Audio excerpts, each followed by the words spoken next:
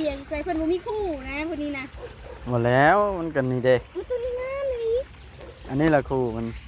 ป้าตัวเพิ่นปล่อยปลานิ่นใส่เพิ่นมาเกลือแล้วบ่เห็นเพิ่นเกลือเมื่อกี้นี่เพราะว่าอยู่นี่ห้ามเกลือได้ถ้าจะเกลือแล้วเกลืออยู่นองตัวใหญ่พุ่นมันไหลขึ้นมาอีกแล้วว่ามันได้ยินเสียงคนไปข้างในมันไปไล่เสียงคนในป่ามันเนี่ยเคยได้กลิ่นเด้พี่มาลัดเอามองนี่ตั้งแต่นี่วางมันตื่นมาได้ไหมเห็นเด้อ๋อป่าน้ำยุงตัวนี้อ๋อใหญ่คักอะไรตัวนี้นี่ต้องจับมือให้มันกินนี่อ้าวอุ้ยขอบมือกันหมอนี่เฮ้ยนี่ตัวนี้งามอุ้ยกินนี่ครับได้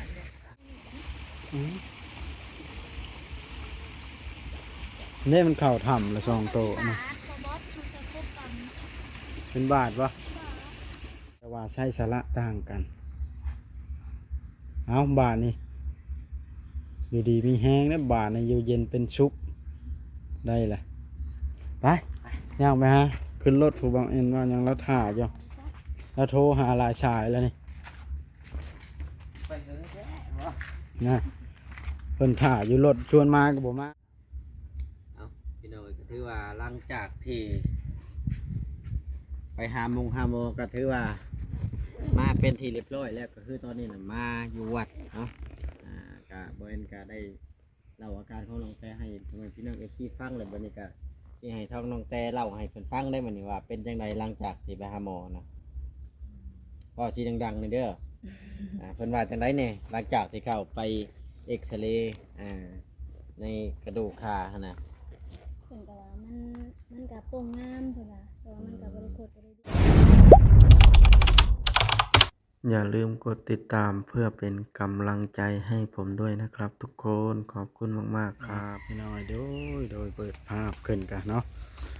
มาวัดทันใจพี่น้องเลยก็น้องแต่เพิ่นว่าอยากมาแวะวัดทันใจเพราะว่าทางแวะอยู่แล้วพี่น้องทางเมืองก็เลยพาเพิ่นแวะวัดท่องเที่ยวแห่งหนึ่งอยู่ลาวเฮาแต่มีป่าหลากหลายพี่น้องเลยโอ้ทางน้องแต่เพิ่นก็ไปพุ่นแล้วก็ตัวป่านินพี่น้องเลยหัวสุนร้อนอยู่ใครอยากขึ้นอยากปิ้งอยากย่างเด้อพี่น้องเพราะว่าอยู่ในวัดในว่าสีบาปสีเวนมีแต่ว่าโอ้เอาอาหารให้คือสีนั่นคือสีคักกว่าสัตว์โอ้โอ้นกลงกินน้ำระวังปลากินเด้อไอ้เจ้านก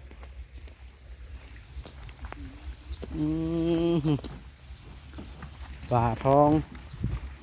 อ้าวนักเรียนต้นนี่เนาะสบายดีนักเรียนเรียนอยู่โรงเรียนใดนี่ท่านเจ้าพนสว่างใต้พนสว่างใต้อยู่ใช้พนสว่างใต้โอ้โดยเอาฮะนักเรียนเพิ่นมาเที่ยวอ้าวสบายดีน้องๆไปได้มีความสุขว่ามันนี่ฮะม่วนบ่ป้าลูกคอยมามันอันเอากระตองมาตักอุ้มขึ้นมา2-3 โตตอนนะถ้าเพิ่นเอาไปใส่ตะเก้ามีแล้วมันหู้ได้ป่าเนี่ยอันนี้มันสิมากินมือเจ้าระวังเด้อสวบไปดึงลงเลยแต่สิซีดลายเนาะบ่าเว้นนี่เว้าไปขึ้นไปเท่าที่นี่มัดจะเว้าแม่บ่าเว้นได้ฮะปลาเพิ่นปล่อยลูกปลานิ้นใช่ลายแท้อันนี้กูมือนี่กี้บ่มีบ่ได้หัวอาหารจะเป็นชื่อซ้ำโอ้ทางเขามามองเฮาอันบ่ได้แวะอยู่ทางพอโอ้ยอยากได้ตัวนี้อยากอุ้มตัวนี้อุ้มหน่อยไหมอ้าวเอามือลงโจกลงไปมันก็มาตอดมือเองแล้วครับเบิ้งมันบ่ทันหิวนี่เป็นเกลืออยากกินตัวนี้ไงนี่2 ตัวนี่น้องแต่ระวังไปเจ้าผู้โทรศัพท์จุ่มแล้วมันเนี่ยโอ้ยอันนี้ยังแหละนี่เพ่มาเบิ้งทั้งนี้ลามานี่ด่าหลับจับอยู่นี่นกแต่ที่จับปลาได้นี่ นี่ดองตัว มันรอดคือบ่ถึงมันน้ำเล็กชุดแขนที่ชื่อ ตัวนี้นี่ไง โอ้พวกมันโตสิปลายโลบ่จ้ะ พูดแล้วพี่มาเบิ่งอันมันอยู่น้ำไหลพี่นี่ พออยู่นี่บ่หลายแต่คือบ่รอด มันไหลไปพุ่นหมดแล้ว มันรอด โอ้ยสิลงงบบอส ที่นี่ก็ทอด อืม เพิ่นมาพอดีใจเพิ่นบ่มีคู่นะพอดีนะ หมดแล้วมันกันนี่เด้ เอาตัวนี้งามเลย อันนี้ละครูมันป้าตัวมันปล่อยปลานิ่นใส่ นิน เพิ่นมาเกลือแล้วบอกเห็นเพิ่นเกลือเมื่อกี้นี่เพราะว่าอยู่นี่ห้ามเกลือได้อันจะเกลือแล้วเกลืออยู่นองตัวใหญ่พุ่นมันไหลขึ้นมาอีกแล้ว ว่ามันได้ยินเสียงคนไปข้างในมันไปไล่เสียงคนในป่าเนี่ยมันเนี่ยเคยได้กลิ่นเด้ นี่มาแล้วพุ่น พี่มาลัดเอามองนี่ตั้งแต่นี่วางมันตื่นมาแล้วไหมเห็นเด้อ๋อป่าน้ำยุงตัวนี้อ๋อใหญ่คักอะไรตัวนี้นะต้องจับมือให้มันกินนี่อ้าวอุ้ย ขอบมือกันหมอนี่เฮ้ย นี่ตัวนี้งามนะบอส อุ้ยกินนี่กักได้เลย ลูกคอยมันตักขึ้นมาจนย่านเพิ่นให้ตักพูดตัวนาใหญ่แห้งเนาะอันนี้เพิ่นซื้ออาหารมาเกลือมันนะเกลือได้ทั้งนกทั้งปลาใหญ่เนาะกันตึกได้หัวตะห้าวนี่คือสิอันนั้นเนาะนอนบ่รับพุ่นละ ปีมึงย่านี่น้องได้ที่นี่ได้อยู่ห่วย ว่าดอกได้อีห ว่า ลี วิลี18กิโลตัวเดียว อืม นี่ตัวนี้นี่ งุ้มเอันนั้นแม่นลงงุ้มเอาโอ้ใหญ่ครับ มาน้ำคนนี่เนาะ เสียงคนใช่มันก็มาร้อยนะหันหรอ อุ้ยน้องบุกว่าถ้าน้องได้ ว้าวไป หน้ามัน ป่าเพิ่นปล่อยให้สวยงามอยู่วันป่าค เฮาอยู่นี่ โอ้ไปขออยู่ห่วยเนาะหมดลงไปเห็นนี่มัน โอ้ยเจ้าบุ ได้หน้ากากกันซ้ำคนอยู่ใดนี่ ำกันเห็นในหน้ากากนะวะ แม่น เล่มันสิความภาคละมันได้ยินเสียงคน เพราะว่าจงใจปลานี่เลยคุณเสือเองเนาะ นั่นนี่ปลาหางนกยูงไงตัวใหญ่แห้งมัน โอ้โอ้โอ้ จับมัน โอ้ นี่ใหญ่แห้งตัวนี้ นี่นี่ปลา โอ้ยมีตัวสีขาวอันนี่ ตัวนี้แหละให้จับกินเลยนะ พูดก็นะคุณผู้มันดิ เห็นหลายบาทนี่ได้มาละ ม่วน ม่วนว่าจังมือเขี่ยวข่อยมาแต่ดนละอยากมาวัดทำเจียอยากมาเบิ่งฟ้า มันไม่ได้โหดมันมีปลา ฮะบ่ได้ฮู้บ่ก็เท่าบ่อันละ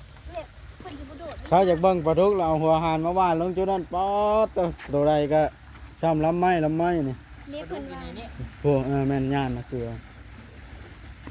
เอายันบาเอิญที่เข้า เพราะอันนี้เข้าได้เรานั่งนะฮะตัวหน่อยแล้วก็มานำ เดี๋ยวสิอ้อมไม่เป็นยังอยู่บ่มีตัว อยู่เพิ่นน่ะติดของหั่นอยู่ฮะไปหั่น มันจับเห็ดมันจับฟังเห็ด ว่าได้น่าจะโดนพวกอะไร โดดลงไปอุ้มขึ้นมาตัวหนึง มันมีเนี่ยตากตีไปยิน นี่ ดีพี่ เป็นใหญ่แฮง แล้วโอ้มันก็บ่ขึ้นมาโอ้ตัวนี้โอ้จุก ก็จะมีแต่ตัวใหญ่เนาะเด็กน้อยเขามักเบิ่งแฮงได้แบบนี้นะ เด็กน้อยมันนี่นะเด็กน้อย ลูกข่อยก็ละมาโอ้ยม่วนบ่เว้าแหละ มันจับก็บ่ให้จับงงไปเลย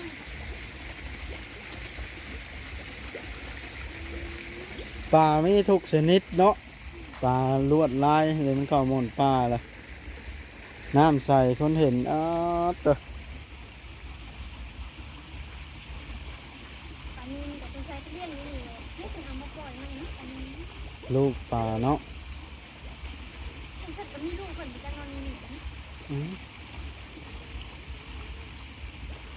นี่มันเข่าถ่ำละสองโตนะ บอสมันจะคบกัน เป็นบาทวะ อืม ฟังได้เปิดให้เบิ่นผูกแขนให้กันนะครับ โอ้สำนักพ่ออ้าวใหญ่ดีเลยป้าจ้ะสำนัก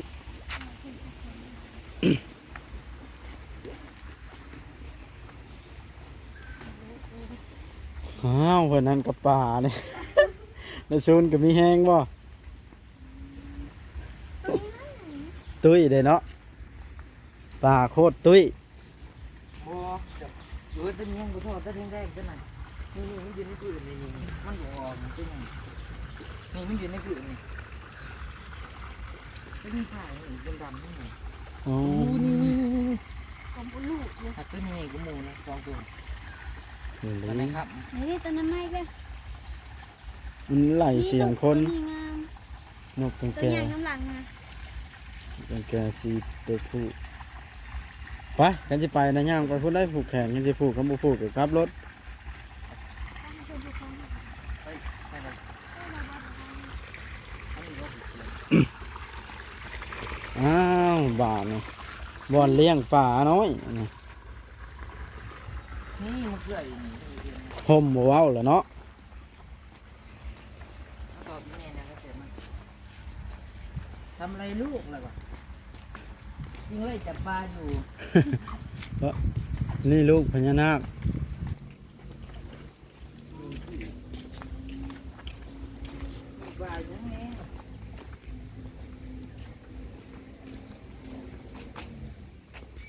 อ้าวเขาเอารถเขามาเลย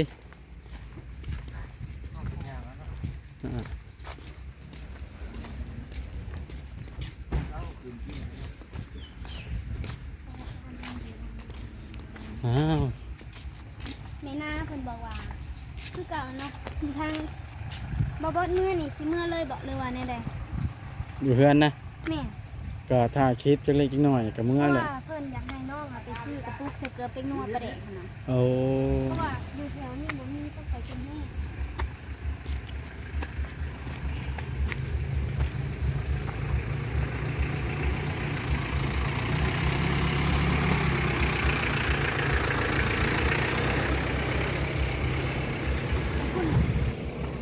สำนักนี้ให้ได้เพิ่นออกมา แม่นสำนักนี้ น้องอยู่ได้แค่เนาะได้บ่บอกว่า ลงนี่แล้วให้ได้เพิ่นเอาน้ำมาถวาย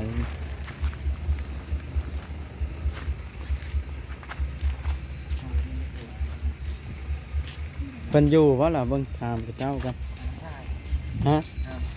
คันเข้านะบ่ให้ท่ายนะ มาเด่น บูชาเอาพระเอาอันนั้นไปที่เรียบห้อยบาทนะน้องแต่มานี่ได้อิ่มบุญแล้วมาเนี่ยพาไป2 วัดแล้ว ได้ยังเข้าไปกินนี่มึงดูของไผ่นี่ ของไอเตี้ย สาธุอันนั้นเอาพุละองค์ว่าโอ้บูชาเอาน้ำพระอาจารย์เพิ่นพี่น้องเลยในวัดถ้ำเจียวัดแห่งหนึ่งอยู่สวรรณเขตภาคนั้นสิเป็นฝั่งไทยเด้อพี่น้องเด้อผมมุกดาหารเพราะว่าคนละฝั่งกับน้ำโค้งพี่น้องเลยพระเจ้าลาวเขาสิเอิ้นน้ำของฝั่งไทยเพิ่นกระเจ้าเอิ้นน้ำโขงตัวคอคือกันอยู่แต่ว่าใช้สระต่างกันเอาบาทนี่อยู่ดีมีแห้งแล้วบาทนี่อยู่เย็นเป็นสุขได้แหละไป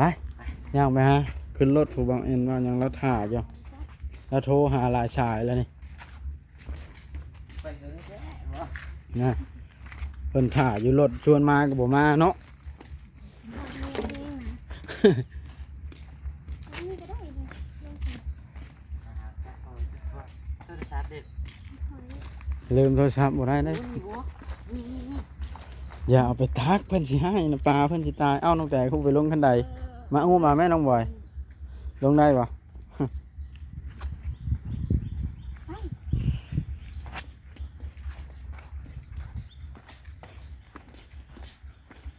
ป่าโตละล้านบาทฮะมีความสุขป่ะฮาน ได้เขาวัดเขาว่าเคยมันก็แนวนี้แหล้ว คนถ้าบุญวาสนาบดีใช้สิได้เข้าวัด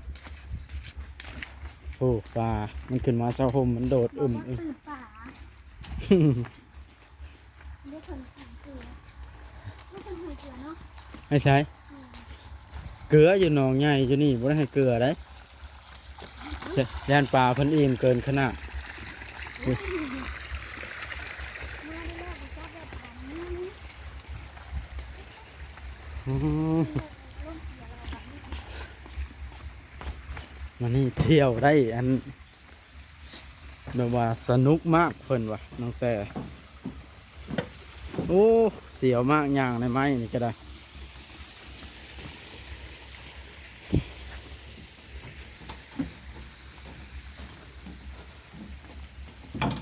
ปกติอัน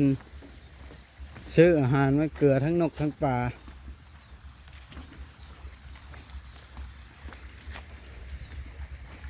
เราได้แวะซื้อสัก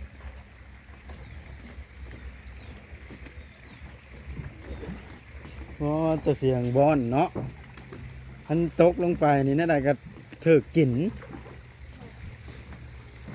นกพิราบหลายพี่น้องอ่ะ นี่ว่านี่มันรวมกันป่ะ มันเคยได้กลิ่นได้อยู่นี่ก็ตัวเงินทองหลายอีหลีนี่กองจูนพูนเยอะสาธุเอาก็ขอให้หาได้หลายๆ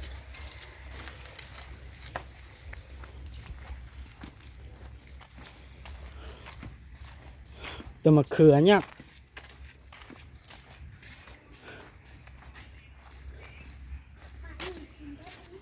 มะเขือเนี่ยจะได้สิได้แนวมันนี่ ถามเพิ่น ถาม เด้ เพิ่นเด้อ นิดเอาหน่วยน้อยหน่วยหนึงเฉพาะเนาะเอาแนวมันนี่ เขาเพิ่นก็ให้แล้ว หน่วยน้อยนะ ลูกปู่เพิ่นก็ให้ได้พี่น้องเมนหลักอัน ไป บอกเองคือมันเงียบเนาะ แล้วอยากให้แล้วก็หิวข้าวย่างบ่นะ ได้ชิย่างเมื่อบ่ แจรถอยู่น้ำหมูเนาะ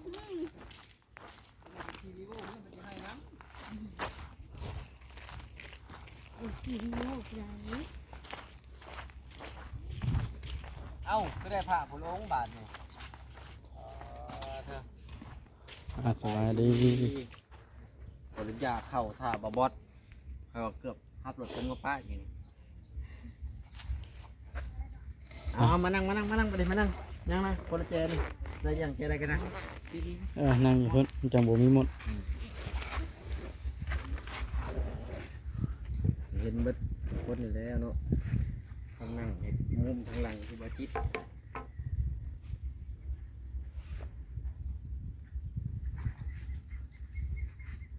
ในหน้าเสร็จมาก มาเซ็นมาว่าในได้น่ะ โอ้บอกเอ พี่ ง นาวพี่นาวพี่ โอ้ย เอาพี่นาวก็ถือว่าหลังจากที่ไปหาโมก็ถือว่ามาเป็นที่เรียบร้อยแล้วก็คือตอนนี้น่ะมาอยู่วัดเนาะก็บ่เอ็นก็ได้เล่าอาการของน้องแต่ให้พ่อแม่พี่น้องFCฟังเลยบัดนี้ก็สิให้ทางน้องแต่เล่าให้เพิ่นฟังได้บัดนี้ว่าเป็นจังไดหลังจากที่ไปหาหมอนะก็สิดังๆนี่เด้อเพิ่นว่าจังไดเนี่ยหลังจากที่เข้าไปเอ็กซเรย์ในกระดูกขาหั่นน่ะ เพิ่นก็ว่ามันก็โป่งงามเพิ่นว่าแต่ว่ามันก็บ่ได้โคตรบ่ได้เบี้ยวหยังหั่นนะนี่ก็อย่าลงน้ำหนักแห้งกับหรือแบบอย่าหิวของนักหั่นนะ มาให้เห็ดนัก แม่นบ่ให้เฮ็ดนัก เว้าง่ายๆกะหนึ่งข้าวหนึ่งน้ำนี่บันต้องยกให้ผัว บ่เข้าหนึงได้ อืม ให้เรียกว่าอย่าหิวบ่ให้หิวน้ำหั่นนะ บ่ให้หิวน้ำของน้องนักเพราะมันยังช่วงให้ขาของน้องเพิ่นนะพี่น้องแต่ว่าเพิ่นยังย่างบ่ค่อยตรงปานใดให้แหละ อืม ก็คือกำหนดแต่เพิ่นให้กำหนดอีกจักเดือนจึงสามารถผ่าออกได้บัดนี้ อีก6เดือน อีก6 เดือน เลย กับพอดีแล้วเกี่ยวข้าวเกี่ยวน้ำเนาะ เลย อีก6 เดือนเด้อพี่น้องพอ FC เพิ่นก็จะฮู้ได้หลังจากที่เฮาไปหาหมอมาแล้วมีความคืบหน้าจังใดนั่นแหละ จังว่าน้องคิดย่านว่าตอนทับอิฐเนาะก่อนว่าน้องสิไปน้องย่านคิดว่ามันเป็นหันเป็นนี่ย่านมันบ่จอดในนี่หันนะ อืม เพราะว่าเลยเฮาก็ย่างเลยเฮาก็อยู่พุ่น เฮาก็ย่างไปตลอด แต่ว่าหลังจากที่น้องเกิดอุบัติเหตุมานี่จักเดือนจึงตาไม่ของเขา เมื่อเขาพุ่นได้เดือนหนึ่ง ปลาเลย โอ้แสดงว่าเก่งเติบเลยพี่น้องเอ้ยเดือนหนึ่งสามารถย่างแบบบ่ต้องใช้ไม้ช่วยนะ แต่ก็เศร้ามือเป็นหนึ่งตัวเมื่อยตัวกำลังออกมาตรงนี้เนี่ยแล้วก็บอกกันก็เมื่อยนี่ แต่มีแต่พยายามบ่ให้เห็ดนักให้และให้ทำที่เห็ดได้พี่น้องแต่ว่ามันบ่บุกบืนเกินไปนะก็อีกอย่างหนึ่งก็ได้ก็คือว่าหลังจากที่ออกมากะไปขอพรเนาะหรือว่าได้ผ่าพระองค์บ่นี่นะ เออ ผ่ายังอะนะฮะน้องบอย โอ้แล้ว นะบูชาเอา พระพุทธเฮานี่แหล้ว หมอยันว่าผ่าเพิ่นก็มีในรายชื่อเพิ่นเด้ยกตัวอย่างว่าผ่าที่ศักดิ์สิทธิ์ที่ผู้คนนับถือที่สุดก็หลวงพ่อคูณเนาะพี่น้องเนาะ แล้วแต่ส่วนบุคคล แม่นแต่ว่าบ่แม่นก็อยากได้อยู่หลวงพ่อคูณแต่ว่าเฮากะ หลวงพ่อคูณ แม่นเนาะ บ่ได้เนาะพี่น้องเนาะ ทีนี้ถามเราเองเห็นไปก็คือ อ้ายอยากเข้าเดี๋ยวนี้นะ ก็ได้ไปประเทศพุทธศิลป์ เพราะความจริงแล้วพี่น้องอยากเข้าฐาน น้ น้ อ อง ง บอส แต่ นี่ไป เสริมไปขอพรบ่เจ้าก็ได้ เสริมดวงได้เพิ่นได้ เจอดวงแบบว่าขออันยอดวิวบังปังนี่บ่ประมาณนี้บ่ ยอดวิวปัง ปังแล้วมื้อนี้ฮะ ดังรักแท้รักล้านนี่บ่ แม่นประมาณนั้นแหละ คัน FC เบิ่งให้ก็สิได้ปังพี่น้องเท่าเบิ่งให้ก็สิบ่ปังนั่นแหละ ซี่ก็ติดตามในว่าสิให้ปังกันได้ว่า แม่น FC ก็คอยกดไลค์กดแชร์ให้เด้อพี่น้องคือเฮานี่มีแค่หน้าที่อัพคลิปลงเนาะพี่น้องเนาะแต่ว่าคนที่เบิ่งก็คือพ่อแม่ป้าลุง FC นั่นแหละทำเจ้าของช่องว่าง่ายก็ได้เฮานี่เจ้าของคลิปซื่อๆเพิ่นเป็นเจ้าของช่อง ถ้าเพิ่นสิเบิ่งซ่องได้ แม่นเพิ่นสิมักช่องใดมักผู้ใดหั่นแหละเฮาก็บ่สามารถจะบังคับว่าโอ้มาเบิ่งช่องข่อยนี่เด้อมันก็เป็นไปบ่ได้เนาะบ่เนาะ แม่น แล้วแต่เพิ่นมักเพิ่นฮัก โอ้ยหมดแดงก็สิ ส่วน ได้ หลา ไป ยก็มีแต่เพิ่นฮักเฮานี่แหละพี่น้องเอ้ยครับเพิ่นบ่ฮักเพิ่นบ่เบิ่งให้นำ ก็สิได้คลิปกันหมดแดงครบค่อยเอาคันชั้นก็ได้เด้อก็สิขึ้นท่าอยู่รถก่อนหมดแดงครบค่อยก็เริ่มหิวข้าวแล้ว โดย นะพี่น้องนะคลิปนี้ก็สิได้จบคลิปก่อนหมดแดงครบเอาบาทนะโอเคเด้อพี่น้องเด้อเนาะ มีแต่ว่าอยากให้น้องแต่ออก เอาบาทนี่คลิปนี้สิได้ทางกลับเพื่อนก่อนพี่น้องจบคลิปลงเพียงซ้ำนี้เลยบาทนี่เนาะพบกันฮอดเทือนฮอดจานติดทายให้เบิ่งเด้อบาทนี้เด้อบ๊ายบายพี่น้องเอ้ย